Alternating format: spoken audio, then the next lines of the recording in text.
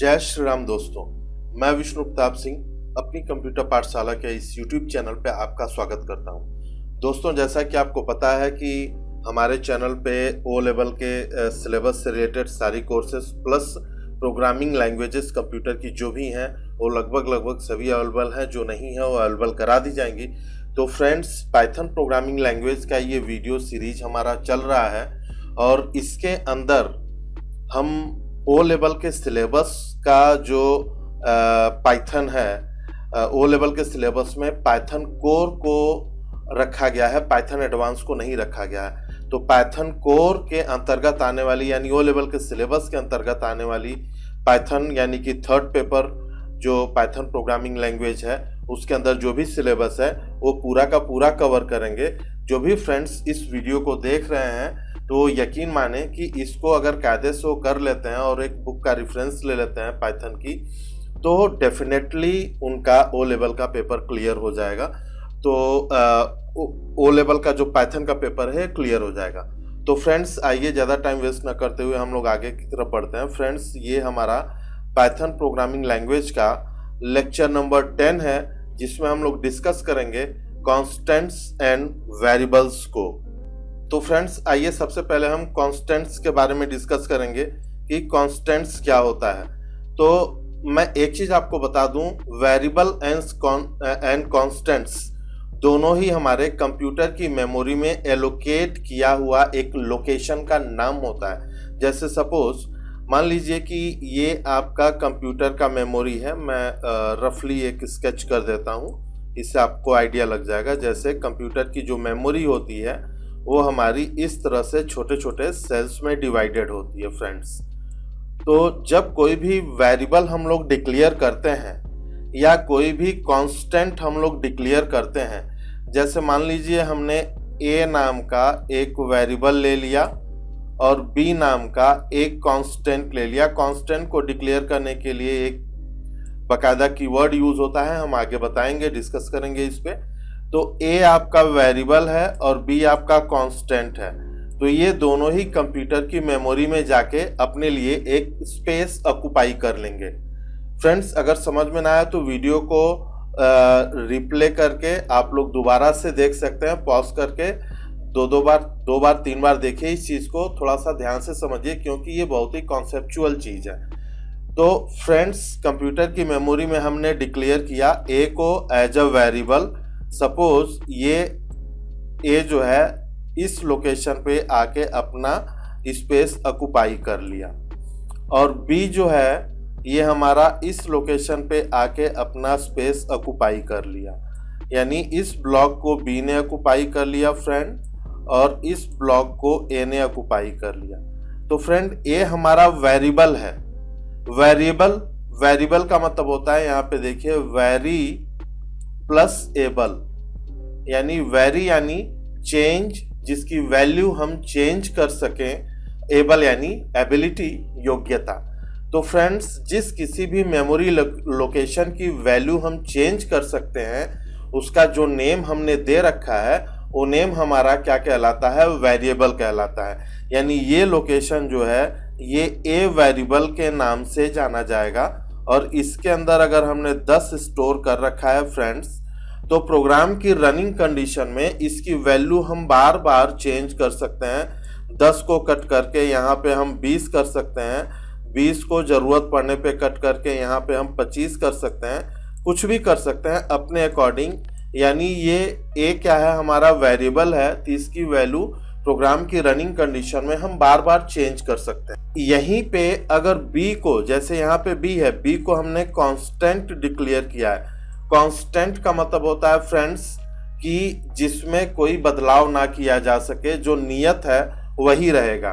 तो फ्रेंड्स, अगर बी में हमने 5 स्टोर किया हुआ है तो प्रोग्राम की पूरी रनिंग कंडीशन में हम कितना भी कोशिश कर लें बी की वैल्यू बदलने के लिए, लेकिन बी की वैल्यू 5 के अलावा कुछ और चेंज नहीं होगी। ये भी मेमोरी में ही स्टोर है, लेकिन चूंकि एज अ कांस्टेंट है इसलिए b = 5 परमानेंट पूरे प्रोग्राम की रनिंग कंडीशन में बना रहेगा। 5 को बदल के b की जगह पे कुछ और हम स्टोर नहीं कर सकते। ये हमारा होता है कांस्टेंट। तो फ्रेंड्स यहाँ पे देखिए, समझिए, constants refers to fixed value that do not change or alter during the execution of the program। यानी कांस्टेंट हमारा क्या करता है, फिक्स वैल्यू को रिफर करता है जिसे हम प्रोग्राम की रनिंग कंडीशन में कभी भी चेंज नहीं कर सकते। तो कांस्टेंट की फ्रेंड्स बहुत कम जरूरत लगती है, लेकिन वेरिएबल की जरूरत हमेशा लगती है। किसी भी प्रोग्राम को जब हम कोड करेंगे तो वेरिएबल के माध्यम से ही कोड करेंगे। तो फ्रेंड्स आई थिंक कांस्टेंट आपके समझ में आ गया होगा। अब आगे हम लोग वेरिएबल और उसकी डेफिनेशन देखेंगे। फ्रेंड्स ये आपका वेरिएबल है। वेरिएबल यानी जैसा कि अभी डिस्कस किया, वेरी प्लस एबल, यानी वेरी यानी होता है चेंज, यानी बदल जाना या बदलाव कर सकना, ठीक है, और एबल यानी एबिलिटी। तो प्रोग्राम कंप्यूटर की मेमोरी में एलोकेट किया हुआ एक ऐसा प्लेस जिसकी प्रोग्राम की रनिंग कंडीशन में हम वैल्यू चेंज कर सकें, वो हमारा वेरिएबल कहलाता है। और फ्रेंड्स प्रोग्रामिंग लैंग्वेज में हम वेरिएबल्स का ही ज़्यादा यूज़ करते हैं। तो फ्रेंड्स आइए इसको भी एक बार समझ लेते हैं। जैसे कि आप ऐसे समझ सकते हैं कि हमारे पास दो बॉक्सेस हैं, एक ये बॉक्स है और एक ये बॉक्स है। आपका ये बॉक्स ए है और ये बॉक्स बी है। या ऐसे समझ सकते हैं फ्रेंड्स कि ये आपके पास दो सूटकेस हैं। ये सूटकेस ए है जिसके अंदर आपके कपड़े, ड्रेस वगैरह, सूट्स वगैरह रखे हुए हैं। दूसरा सूटकेस है बी जिसके अंदर आपके कपड़े, ड्रेस, सूट वगैरह रखे हुए हैं। और यहाँ पे ये की के जरिए आपका लॉक किया हुआ है। ये दोनों ही की के जरिए आपका लॉक किया हुआ है। फ्रेंड्स अब समझने वाली बात क्या है कि इसमें ए जो सूटकेस है आपका, इसकी की आपके पास है। तो जितनी बार आप चाहें इस सूटकेस को ओपन करके इसके अंदर दूसरे सूट रख सकते हैं, दूसरे कपड़े रख सकते हैं, और इसके अंदर जो पहले से रखा हुआ है उसे आप निकाल के बाहर कर सकते हैं। यानी जितनी बार हम चाहें उतनी बार इसके अंदर की चीज़ों को रिप्लेस कर सकते हैं, बदल सकते हैं, इसकी वैल्यू को चेंज कर सकते हैं। सो फ्रेंड्स ये ए जो है हमारा, ये वेरिएबल है जिसकी वैल्यू हम बार बार चेंज कर सकते हैं। और कांस्टेंट क्या कहलाएगा फ्रेंड्स, ये भी मेमोरी में ही लोकेट किया हुआ है। लेकिन आप ऐसे समझिए कि ये जो सूटकेस है, इसकी जो की है फ्रेंड, वो आपकी खो गई है। अब जब इसकी की खो गई है तो इसके अंदर जो भी सामान आपने रखा है वो सामान परमानेंट बना रहेगा। वो उसे आप निकाल के दूसरा कोई भी सामान आप इसके अंदर, दूसरी कोई भी वस्तु आप इसके अंदर फ्रेंड नहीं रख सकते। तो इसीलिए कांस्टेंट्स, जैसे मान लीजिए हमने अभी डिस्कस किया था कि अगर b में 5 को एज अ कांस्टेंट डिक्लेयर कर दिया तो 5 कभी चेंज नहीं होगा। क्यों? क्योंकि b क्या है, as a constant variable, as a constant है।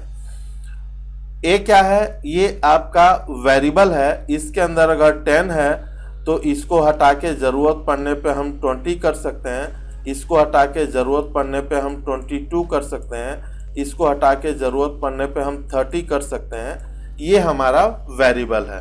तो फ्रेंड्स एक बार डेफिनेशन देख लेते हैं। यहाँ पे a variable is a name which is allocated in memory of computer where we can store any value.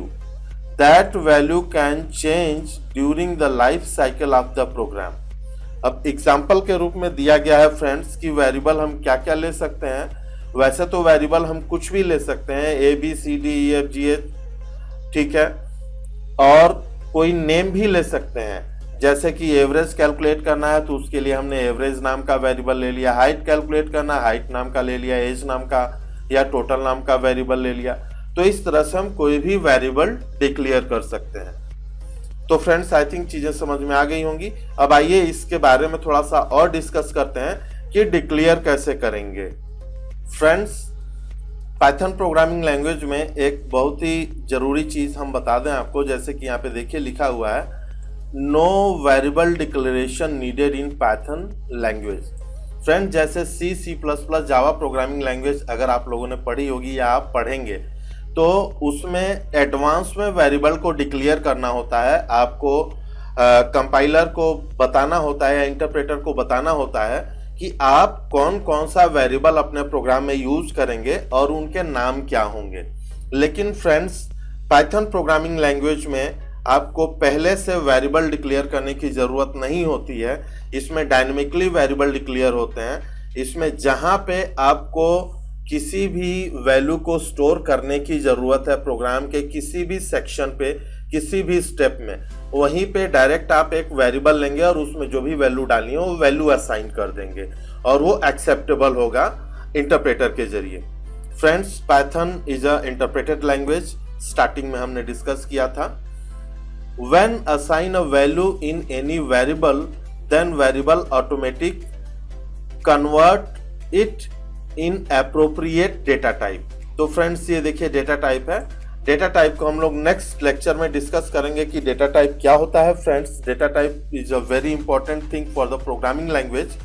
तो फ्रेंड्स, यहाँ पे डेटा टाइप हम लोग डिस्कस करेंगे। तो यहाँ पे ये कहा जा रहा है कि पाइथन जो प्रोग्रामिंग लैंग्वेज है उसके अंदर डिक्लेरेशन की जरूरत नहीं होती है, और जैसे ही कोई भी वैल्यू हम लोग किसी भी वेरिएबल में असाइन करते हैं तो वो वेरिएबल ऑटोमेटिक उस वैल्यू के अकॉर्डिंग वैसे ही डेटा टाइप को अडॉप्ट कर लेता है। अब जैसे यहाँ पे देखिए x में हमने 5 स्टोर किया तो 5 इज अ इंटीजर, ये एक होल नंबर है। तो x जो वेरिएबल है इसका डेटा टाइप ऑटोमेटिक इंटीजर में कन्वर्ट हो जाएगा, इंट डेटा टाइप में कन्वर्ट हो जाएगा। यहाँ पे फ्रेंड्स देखिए y equals to John, John हमने जो नेम दिया हुआ है ये एक स्ट्रिंग है फ्रेंड्स, और हमने देखिए y की पहले कोई डिक्लेरेशन नहीं की कि ये स्ट्रिंग होगा, डायरेक्ट हमने वैल्यू असाइन कर दी। तो यहाँ पे देखिए friends y automatic converted in string, ये ऑटोमेटिक स्ट्रिंग डेटा टाइप में कन्वर्ट हो जाएगा और जॉन को स्टोर कर लेगा। देन इसके बाद हम लोग इसको प्रिंट कर देंगे, x और y को हमें रिजल्ट मिल जाएगा। ओके फ्रेंड्स, आई थिंक चीजें समझ में आ रही होंगी आपको। फ्रेंड्स, वीडियो अच्छा लगे तो कमेंट जरूर करें प्लीज, आपका कमेंट मुझे मोटिवेट करता है। और वीडियो को लाइक, सब्सक्राइब और शेयर करें ज्यादा से ज्यादा, ताकि मुझे भी मोटिवेशन मिले ज्यादा से ज्यादा वीडियोस बनाने का।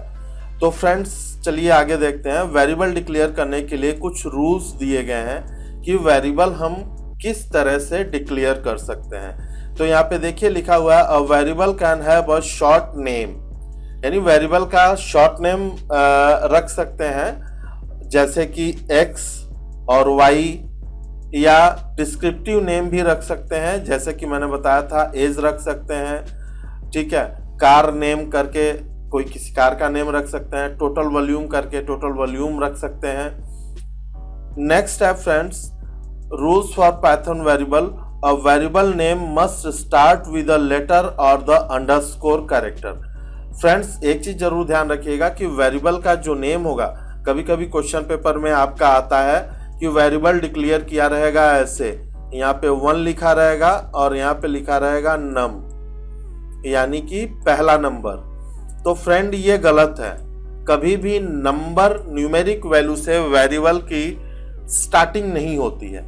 तो फ्रेंड्स, यहाँ पे लिखा हुआ a variable name must start with a letter और द अंडरस्कोर, या तो लेटर के साथ स्टार्ट होगा या तो अंडरस्कोर कैरेक्टर के साथ स्टार्ट होगा।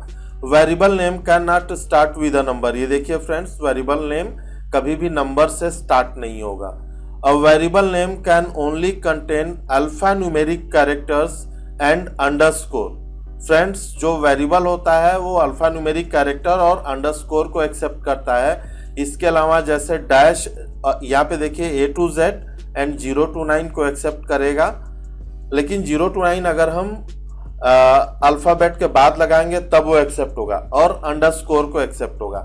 इसके अलावा जैसे फ्रेंड्स आपका कॉमा है या डॉट है या डैश है या स्लैश है, इस तरह की कोई भी special character, special symbols acceptable नहीं होते हैं वेरिएबल नेम डिक्लेरेशन में। Variable names are case sensitive. Friends, जो वेरिएबल का नेम होता है वो केस सेंसिटिव होता है। केस सेंसिटिविटी का मतलब होता है कि अगर कैपिटल लेटर में लिखा है तो उसको कैपिटल लेटर में ही लिख के यूज करेंगे, स्मॉल लेटर में लिखा है तो स्मॉल लेटर में ही लिख के यूज करेंगे।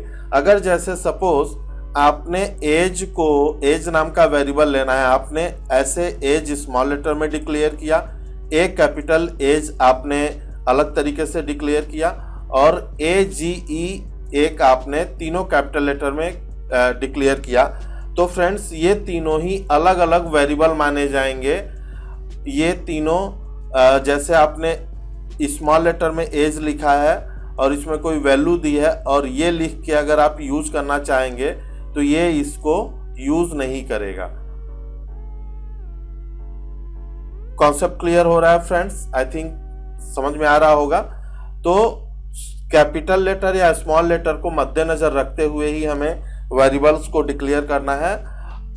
इवन अगर आप स्मॉल लेटर का यूज करते हैं तो बेस्ट ऑप्शन होता है यूज करने का, सब कुछ स्मॉल लेटर में रहता है तो गलती होने के चांसेस नहीं होते हैं। तो स्मॉल लेटर में ही कोशिश करिए डिक्लेयर करने के लिए, और जिस भी केस में डिक्लेयर करिए उसको आगे फर्दर अगर आप यूज करते हैं तो उसी केस का यूज करिए।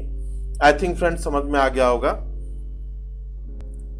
फ्रेंड्स ये आप फंक्शन डिक्लेयर करने की कुछ एग्जांपल्स दिए गए हैं, इस तरह से आप फंक्शन डिक्लेयर कर सकते हैं। जैसे my var, my underscore var, underscore my underscore var, my var या कैपिटल में माई वेर या माई वेर टू, इस तरह से डिक्लेयर कर सकते हैं। ये सभी करेक्ट हैं। अगर आप ऐसे डिक्लेयर करते हैं फ्रेंड्स जैसे कि यहाँ पे टू माई वेर, तो ये गलत तरीका है डिक्लेयर करने का क्योंकि नंबर पहले आ गया है। माई डैश वेर डिक्लेयर करते हैं फ्रेंड, ये भी बीच में डैश आ गया, गलत तरीका है। माई स्पेस वेर करते हैं फ्रेंड, तो स्पेस भी एक्सेप्टेबल नहीं है, ये भी आपका रॉन्ग मेथड है, यहाँ पे एरर आ जाएगा। फ्रेंड्स ये कुछ और अगेन एग्जांपल दिए गए हैं। जैसे सपोज आपको 2 या 3 वेरिएबल में एक साथ वैल्यू असाइन करनी है, तो ये पाइथन का नया मेथड है। C और C++ में ये मेथड नहीं काम करता है, इसमें नया मेथड है। तो यहाँ पे देखिए x, y, z कॉमा के साथ 3 वेरिएबल ले लिए और यहाँ पे कॉमा के साथ 3 वैल्यू दे दिया, x में ऑरेंज, y में बनाना और z में चेरी, और तीनों को प्रिंट कर दिया x, y, z को। तो ऑरेंज, बनाना एंड चेरी आपका तीनों प्रिंट हो गया फ्रेंड्स आई थिंक वेरिएबल समझ में आ गया होगा आपको। अब यहाँ पे हम देखते हैं कि local and global variable. Friends जो वेरिएबल होता है मैं एक चीज बता दूं फ्रेंड्स, ये टॉपिक जैसे आगे फंक्शन का टॉपिक आएगा, फंक्शन पढ़ने के बाद अगर आप लोग इसको देखेंगे, मैं फिर एक बार लेक्चर इस पे बना दूंगा फंक्शन के बाद, तो ये चीजें ज्यादा समझ में आएंगी, लेकिन फिर भी समझने की कोशिश करिएगा। जो वेरिएबल होता है फ्रेंड्स उसको 2 कैटेगरी में डिवाइड किया गया है, एक लोकल वेरिएबल होता है फ्रेंड और दूसरा ग्लोबल वेरिएबल होता है। लोकल वेरिएबल और ग्लोबल वेरिएबल का कॉन्सेप्ट कैसे समझेंगे फ्रेंड? लोकल वेरिएबल का मतलब होता है जैसे कि अपने लोकल एरिया में काम करेगा। जैसे सपोज आप किसी सिटी के हैं, जैसे आप लखनऊ सिटी के हैं या आप दिल्ली सिटी के हैं, तो अगर सिटी में ही कहीं आप वॉकिंग पे जा रहे हैं या कहीं घूमने जा रहे हैं, किसी आपके फ्रेंड का फोन आ गया कि कहाँ हो, तो आप कहेंगे कि मैं घूमने आया हूँ, तो कहेगा कि कहीं बाहर निकल गए, तो आप क्या बोलेंगे? नहीं, लोकल सिटी में ही हूँ, यानी कि अपने आसपास के एरिया का। तो फ्रेंड लोकल वेरिएबल का मतलब ये है कि ऐसा वेरिएबल अगर वो किसी पर्टिकुलर ब्लॉक के अंदर, पर्टिकुलर फंक्शन के अंदर डिक्लेयर किया हुआ है, तो उसका स्कोप जो होगा वो उसी ब्लॉक के अंदर, उसी फंक्शन के अंदर काम करेगा। उस फंक्शन के बाहर उस वेरिएबल को हम लोग यूज नहीं कर पाएंगे। अब जैसे कि देखिए यहाँ पे फंक्शन के थ्रू ही समझाया गया है। ये जो है, ये देखिए फ्रेंड्स, ये जो x है ये आपका फंक्शन के बाहर है, और ये आपका एक फंक्शन बना हुआ है डेफ माई फंक्शन। ये फंक्शन बना हुआ है, def is a keyword, function declare करने के लिए यूज होता है फ्रेंड्स। इस पे ज्यादा ब्रीफ हम नहीं करेंगे, आगे फंक्शन टॉपिक पढ़ेंगे, उसमें पूरा कम से कम 2 या 3 लेक्चर फंक्शन पे बनेंगे। तो ये समझना है आपको कि एक फंक्शन डिक्लेयर हो गया और इसकी डेफिनेशन यहाँ से लेके यहाँ तक है, इन दोनों कर्ली ब्रैकेट के अंदर। चूंकि फ्रेंड्स पाइथन प्रोग्रामिंग लैंग्वेज है, पाइथन प्रोग्रामिंग लैंग्वेज में कर्ली ब्रैकेट्स का यूज नहीं होता है, C++ जावा में होता है कर्ली ब्रैकेट्स का यूज। इसलिए हमें क्लियर कट पता रहता है कि कौन से फंक्शन की डेफिनेशन कहाँ तक है या कौन से कंडीशन की डेफिनेशन कहाँ तक कवर की जाएगी। लेकिन इसमें कर्ली ब्रैकेट्स के बजाय इसमें टैब स्पेसिंग काम करता है। तो यहाँ पे डेफ के बाद एक टैब स्पेस है फ्रेंड, यहाँ पे और एक टैब स्पेस है यहाँ पे, यानी कि ये दोनों लाइनें फंक्शन के अंदर है। तो फ्रेंड्स यहाँ पे देखिए एक एक्स वेरिएबल और लिया हुआ है। तो अब क्या है, ये जो एक्स वेरिएबल है ये अलग वेरिएबल हो गया और ये जो एक्स वेरिएबल है ये अलग वेरिएबल हो गया फ्रेंड। ये जो एक्स वेरिएबल है ये केवल इस फंक्शन के अंदर, जो माई फंक नाम का फंक्शन है, इसके अंदर ही काम करेगा, इसके बाहर काम नहीं करेगा। तो इस x में जो वैल्यू है वो फैंटास्टिक दी गई है और यहाँ पे प्रिंट किया हुआ है फ्रेंड पाइथन इज +x, तो ये फैंटास्टिक प्रिंट करेगा। तो फ्रेंड यहाँ पे देखिए आउटपुट में पाइथन इज फैंटास्टिक, यानी ये जो रिजल्ट है ये हमारा इस वाले x का रिजल्ट है। नेक्स्ट फ्रेंड, अब ये वाला जो x है ये है ऑसम, इसकी वैल्यू है। अब इसके बाद जो ये बाहर वाला x है ये कॉल होगा, ये प्रिंट होगा, जैसे यहाँ पे लिखा हुआ है पाइथन इज +x। तो यहाँ पे ये जो वैल्यू प्रिंट हुई है फ्रेंड्स पाइथन इज ऑसम, तो ये जो x है यहाँ पे प्रिंट हुआ है ये ग्लोबल वाला x है, ये जो बाहर है, जो फंक्शन के बाहर है, ये आपका ग्लोबल वेरिएबल है जो कहीं से भी कॉल किया जाएगा, किसी भी फंक्शन के अंदर से कॉल कर सकते हैं, फंक्शन के बाहर से भी कॉल कर सकते हैं। तो फ्रेंड ये ऑसम जो कॉल हुआ है यहाँ पे ये ग्लोबल वेरिएबल के जरिए यहाँ पे कॉल हुआ है। और ये जो माई फंक नाम का ये कॉलिंग प्रोसेस है, ये जब कॉल करेंगे तो ये फंक्शन कॉल होगा। तो फ्रेंड देखिए पहले फंक्शन कॉल हुआ तो ये जो अंदर वाले x की वैल्यू फैंटास्टिक है, ये फैंटास्टिक प्रिंट हुई और फिर इस फंक्शन के बाद ये लाइन कॉल हुई, तो ये लाइन ने क्या किया, ग्लोबल x की वैल्यू प्रिंट की जो कि ऑसम है।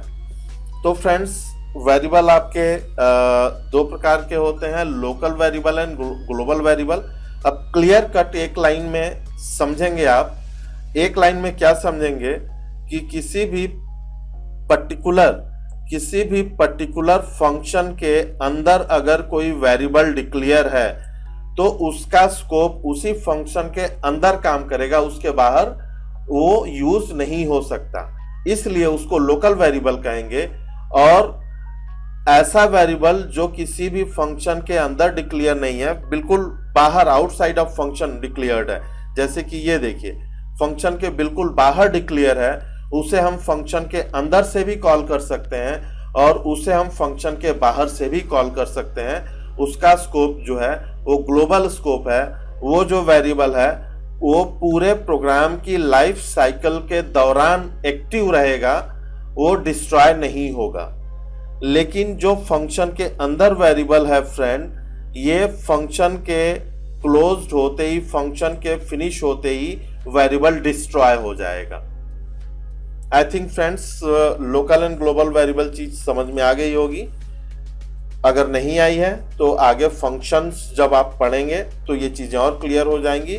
बस एक लाइन में याद रखिए कि जो किसी भी फंक्शन के अंदर डिक्लेयर किया हुआ वेरिएबल है वो उसी के अंदर यूज होगा, that is called local variable.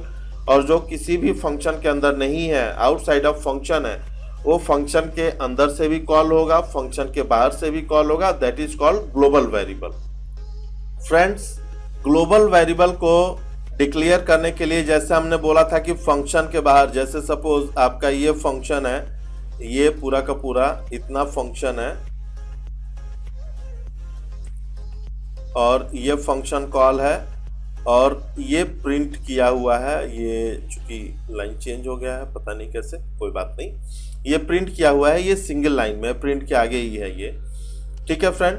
तो यहाँ पे देखिए, यहाँ पे बताया गया है कि अगर आप फंक्शन के अंदर भी ग्लोबल वेरिएबल डिक्लेयर करना चाहते हैं तो ग्लोबल कीवर्ड लगा के ग्लोबल वेरिएबल डिक्लेयर कर सकते हैं। यानी अभी हमने क्या बताया था, ग्लोबल वेरिएबल क्या है, जो फंक्शन के बाहर डिक्लेयर होगा, फंक्शन के अंदर डिक्लेयर होगा, वो आपका लोकल वेरिएबल कहलाएगा और वो उसी फंक्शन के अंदर ही यूज हो पाएगा, बाहर यूज नहीं कर पाएंगे।